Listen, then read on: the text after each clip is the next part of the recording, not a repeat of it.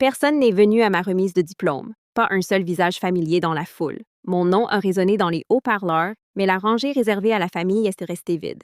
Le soleil se reflétait sur les sièges métalliques froids. J'ai souri pour la photo quand même, en faisant semblant que ça ne me faisait pas mal. 3 jours plus tard, le texto de ma mère est arrivé. Besoin de 200 $ pour les 16 ans de ta sœur. Pas de félicitations, juste une exigence. Alors j'ai envoyé $1 avec félicitations. Puis j'ai changé les serrures. Pour la première fois, mon appartement était silencieux.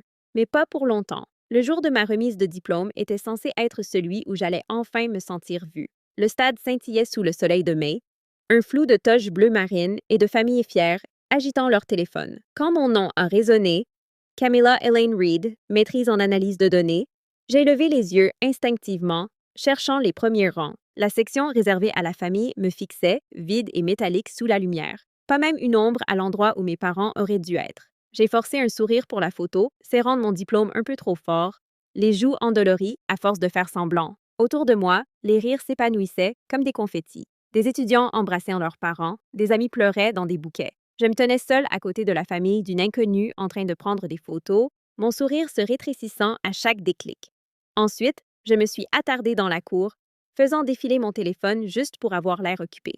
Ruby, ma camarade de classe, m'a trouvée et a poussé un cri de joie. « Tu l'as fait! » Ses parents nous ont pris en photo, rayonnant. Elle s'est retournée, scrutant la foule. « Où est ta famille? En retard? » J'ai menti. Le mensonge venait facilement. Des années de pratique. Au moment où j'ai atteint le parking, le ciel devenait doré. Des ballons flottaient au-dessus des toits de voitures. Des enfants criaient, des klaxons résonnaient. Je me suis assise dans ma vieille Civic cabossée et j'ai regardé tout cela depuis le volant. Un instant, je les ai imaginés marchant vers moi, maman agitant la main, Avery dans ses baskets pailletées, papa tenant un bouquet. Puis la vision s'est évanouie sous le bruit des moteurs qui démarraient. La vérité, c'est que je n'aurais pas dû être surprise. Mes parents avaient aussi manqué ma remise de diplôme universitaire. À l'époque, maman avait dit qu'Avery avait ses examens. Papa n'avait même pas appelé. C'était toujours une raison, toujours une priorité plus petite, plus brillante. J'avais passé mon adolescence à essayer de mériter l'amour comme s'il s'agissait d'une bourse d'études, travaillant 2 emplois, envoyant de l'argent à la maison, disant oui à chaque demande. À 16 ans, je portais un tablier Starbucks marron dès l'aube, servant des caramels macchiatos à des avocats et des infirmières. Maman m'envoyait des textos. « Merci, chérie. Avery a besoin de cours de piano. » Ou « Elle a une sortie scolaire, juste un petit supplément. » D'accord. La première fois qu'elle a dit « Tu es notre fierté », je l'ai cru. Je pensais que l'amour ressemblait à de la reconnaissance. Maintenant, je sais qu'il ressemblait à une obligation. Quand j'ai été acceptée en études supérieures, je me suis dit que ce diplôme changerait tout, que si j'accomplissais suffisamment, peut-être qu'elle me verrait enfin non pas comme le plan de secours, non pas comme le chèque de paie régulier déguisé en fille, mais comme son égal. Je ne savais pas encore que même la réussite pouvait être détournée en une nouvelle raison de prendre. 3 jours après la cérémonie, alors que la toge et le chapeau pendaient encore près de la porte, ce message est apparu sur mon téléphone. Besoin de 2100 $ pour les 16 ans de ta sœur. Pas de félicitations, aucune curiosité sur comment s'était passée la cérémonie, juste des chiffres, une échéance, la même attente silencieuse. J'ai fixé le texto longtemps, et c'est à ce moment-là que quelque chose en moi, quelque chose de petit, fatigué, longtemps ignoré, s'est enfin redressé. J'ai fixé ce message si longtemps que l'écran s'est éteint tout seul. 2010 $. Le chiffre exact était là comme un ordre, pas une demande. J'aurais dû être blasée à ce stade. Depuis des années, l'argent était la langue que ma famille utilisait à la place de l'amour. Mais ce jour-là, ça ne glissait plus sur moi comme avant. C'était peut-être le calme après la remise de diplôme, l'écho de tous ces applaudissements qui n'étaient pas pour moi, ou peut-être simplement le fait que j'avais fini par épuiser toutes les raisons d'acheter une affection qui n'avait jamais existé. J'ai ouvert mon application bancaire, vu mes économies, à peine 3000 $, et senti quelque chose se durcir en moi. J'ai tapé $1, ajouté une note « Félicitations » et appuyé sur « Envoyer ». Pendant une longue minute, je suis restée assise là, le mot « Envoyer » brillant sur l'écran. Puis j'ai ouvert le tiroir près de la porte d'entrée, sorti la clé de secours que ma mère avait insisté pour garder en cas d'urgence, et je l'ai jeté à la poubelle. Ce soir-là, j'ai appelé un serrurier. Il est arrivé 1 heure plus tard, un homme plus âgé à la voix douce, avec des outils qui tintaient comme des carillons éoliens pendant qu'il travaillait. La nouvelle serrure s'est enclenchée, solide et définitive. Quand il est parti, je suis restée un moment dans l'embrasure de la porte, respirant la faible odeur d'huile et de métal. C'était la première limite que j'avais jamais posée dans ma vie. Le lendemain, le soleil remplissait mon petit appartement. J'ai préparé du café, regardé la vapeur s'enrouler, et pour la première fois, je n'ai pas eu peur du silence. Il était à moi. Personne ne pouvait entrer. Personne ne pouvait rien demander. La paix avait un son. Ça a duré jusqu'à ce que les coups commencent. Fermes, rythmés, insistants. Je me suis figée. Ce n'était pas Madame Patel, ma propriétaire. Elle appelait toujours avant. Quand j'ai regardé par le Judas, 2 uniformes remplissaient le couloir. Police de Denver, a dit l'un d'eux, calme et professionnel. Mademoiselle Reed. J'ai ouvert la porte, le cœur battant. Oui. L'officier le plus grand, un homme noir dans la trentaine, a montré son badge. Nous avons reçu un appel de votre mère. Elle a dit que vous vous comportiez de façon erratique, que vous changiez les serrures, ne répondiez pas au téléphone, et qu'elle craignait que vous puissiez vous faire du mal. J'ai failli rire. Pas parce que c'était drôle, mais parce que c'était tellement absurde que ça en devenait tragique.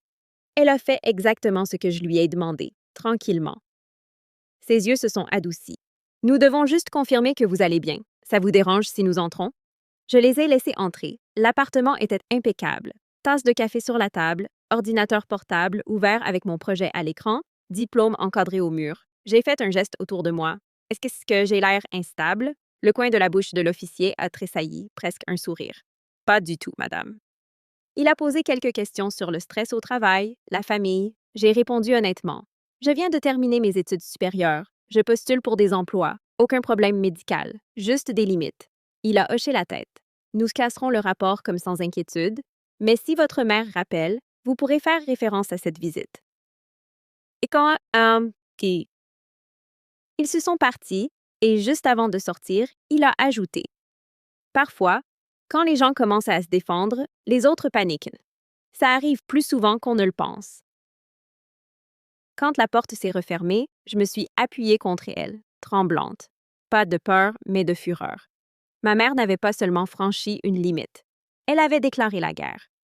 Ce soir-là, assise sur le canapé, le rapport de police encore frais dans ma boîte de réception, j'ai repassé les années de manipulation.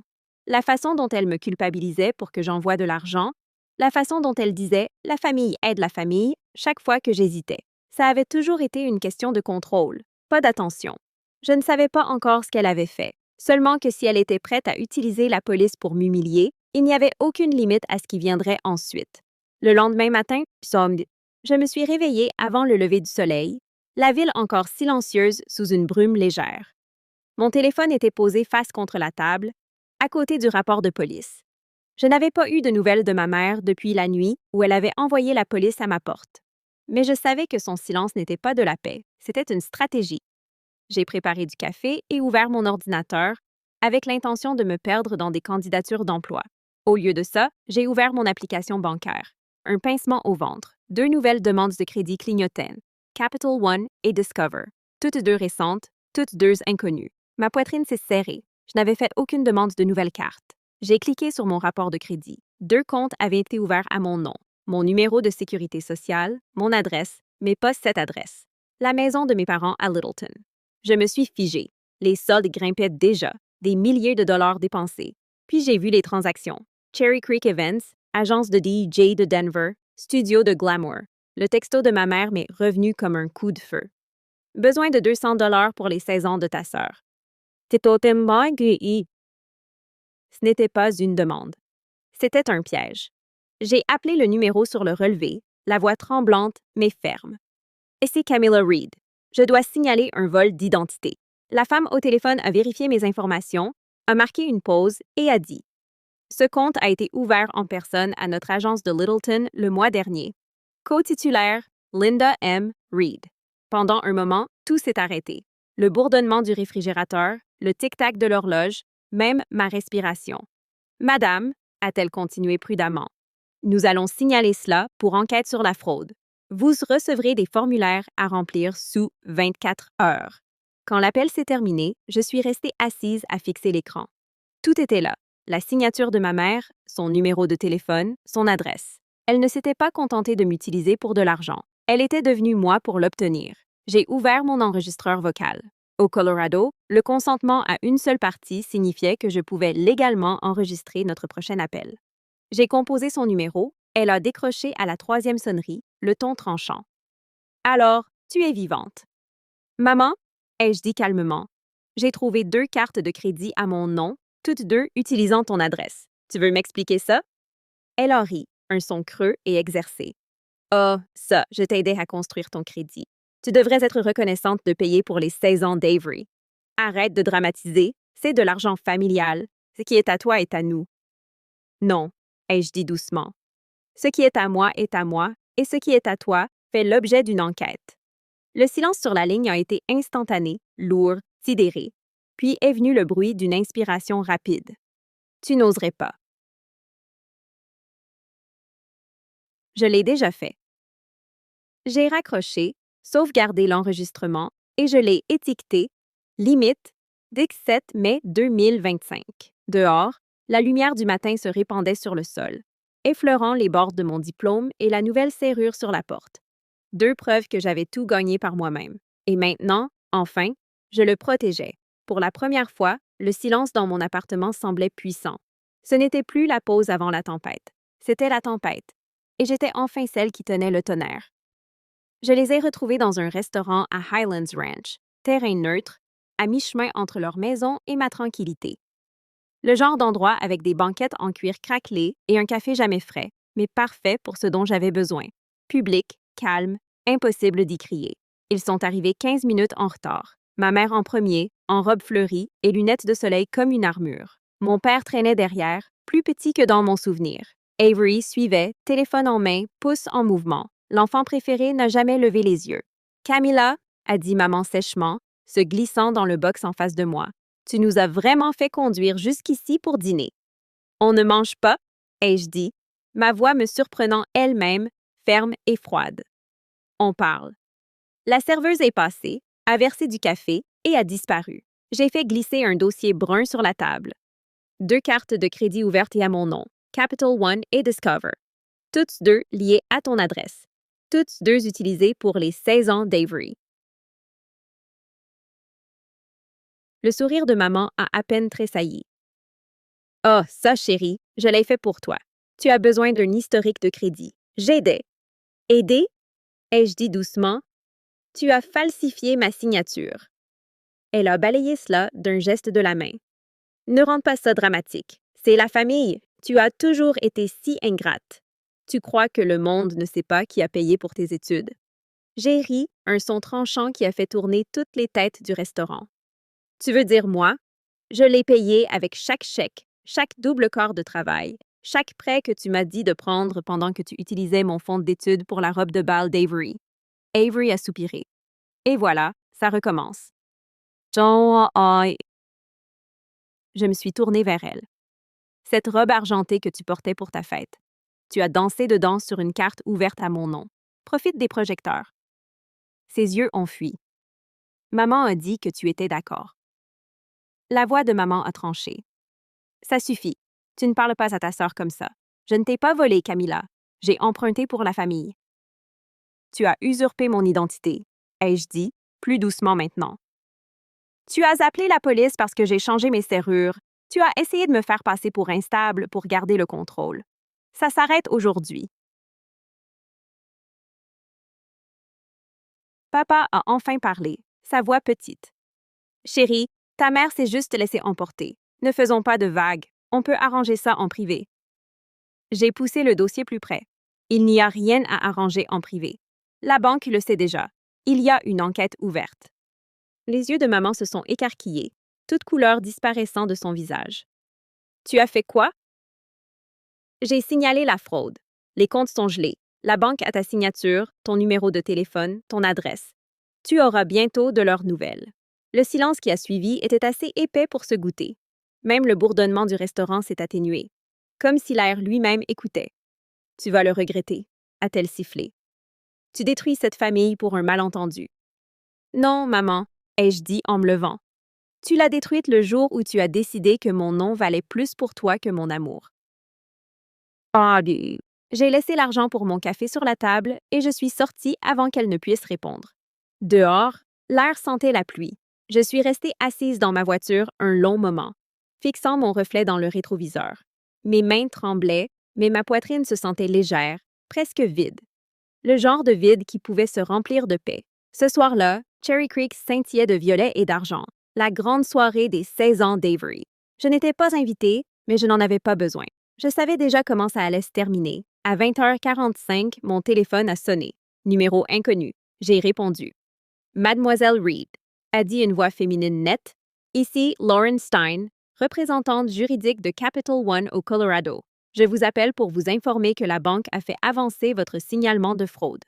Notre équipe interne a coordonné avec les forces de l'ordre locales pour vérifier les transactions ce soir à Cherry Creek Events. Vous n'êtes pas tenu d'y assister, mais nous voulions vous en informer. Ma gorge s'est serrée. Vous envoyez la police sur les lieux? Oui, madame. Procédure standard. Nous allons documenter et confirmer les frais. Je l'ai remercié, j'ai raccroché et je me suis adossée. Par ma fenêtre ouverte, j'entendais une musique lointaine venant du centre-ville, une célébration sur le point de s'effondrer. 40 minutes plus tard, mon téléphone a vibré à nouveau. Un texto d'Avery. « Es-tu folle? La police vient d'arriver. Le DJ s'est arrêté. Tout le monde nous regarde. » Maman panique. Puis un autre. Ils disent son nom. Le type de la banque a dit ton nom. Qu'est-ce que tu as fait? Je n'ai pas répondu. Je n'en avais pas besoin. Pendant ce temps, à travers la ville, 2 officiers sont entrés dans la salle de banquet lumineuse. Pas de sirène, juste une autorité calme coupant à travers la lueur néon. Un banquier suivait, tenant un dossier épais de reçus et de contrats. « Bonsoir », a dit un officier, la voix égale. « Nous sommes ici pour vérifier un signalement de fraude par carte de crédit associé à cet événement. Les frais ont été effectués en utilisant un compte au nom de Camilla Reed. » Des murmures ont parcouru la foule. Des appareils photos se sont levés. Ma mère s'est figée près de la table du gâteau, la couleur disparaissant de son visage. « Il doit y avoir une erreur », a-t-elle dit. La voix tremblante. Le banquier a ouvert le dossier et lu à voix haute. Titulaire principal, Linda M. Reed. Co-signataire non autorisé. Les relevés de transactions indiquent une utilisation frauduleuse de l'identité d'une autre personne. Des halètements. Quelqu'un a chuchoté. C'est pas le nom de sa fille? Les lèvres de maman se sont entr'ouvertes, mais aucun son n'est sorti. Avery se tenait au centre de la piste, les yeux mouillés, murmurant. « Maman, qu'est-ce que tu as fait? » Le ton de l'officier est resté neutre. « Nous n'arrêtons personne ce soir. C'est juste de la documentation pour le dossier de la banque, mais nous devrons prendre des copies des reçus et une vérification d'identité. » Dans le silence qui a suivi, seul le crépitement des flashs se faisait entendre. La moitié des invités filmaient, l'autre moitié faisait semblant de ne pas le faire. En quelques minutes, le DJ a débranché son équipement. La banderole qui disait « Les 16 ans d'Avery, nés pour briller » s'affaissait sous le poids de l'air humide. La salle s'est vidée par vagues lentes de chuchotements et de pitié. Au moment où ma mère est sortie, la pluie avait commencé à tomber, douce et implacable. De retour dans mon appartement, je me suis tenue près de la fenêtre et j'ai regardé les éclairs pulser au-dessus de la ville. Je n'ai pas souri, je n'ai pas exulté. J'ai juste laissé le calme m'envelopper, le son de la justice, subtil et absolu. Pendant des années, j'avais pensé que le silence était le son de la faiblesse. Cette nuit-là, j'ai compris que c'était la victoire. 3 jours plus tard, la tempête était passée, mais les décombres restaient. Un courriel est arrivé de Capital One. Enquête sur la fraude résolue, la demanderesse principale, Linda M. Reed, a reconnu l'utilisation non autorisée et a accepté de rembourser 8 412 $ en totalité. Une phrase. Pas d'excuses, pas de drame, juste la vérité enfin sur papier. La nouvelle s'est répandue rapidement. Dans une banlieue comme Littleton, les ragots vont plus vite que la justice. Les gens chuchotaient dans les allées d'épicerie et à l'église. Vous avez entendu parler des Reed, une histoire avec une banque pendant les 16 ans. La vidéo de la fête d'Avery, 30 secondes de chaos, police et incrédulité, a atteint un demi-million de vues avant qu'elle ne verrouille ses comptes.